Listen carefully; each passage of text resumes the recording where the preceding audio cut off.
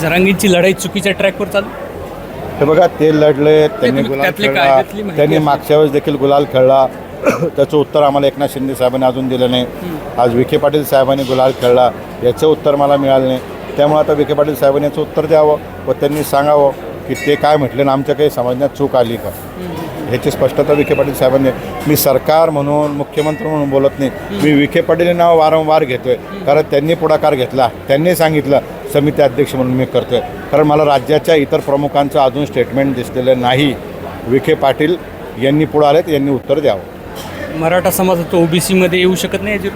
1,00,000% येऊ शकतो, त्याची प्रक्रिया आहे, त्या प्रक्रिया व्हावी अशी अपेक्षा होती. मी तर वेगळा पर्याय सांगितला होता. मी म्हणलं होतं ओबीसीची टक्केवारीच वाढवू आपण. जे बाजूला बिहारमध्ये नितीश कुमार साहेबांनी केलं, सर्वे करून रेशो वाढून टाकला, तसं वाढलं तरी मराठा समाज ॲडजस्ट होऊ शकत होता.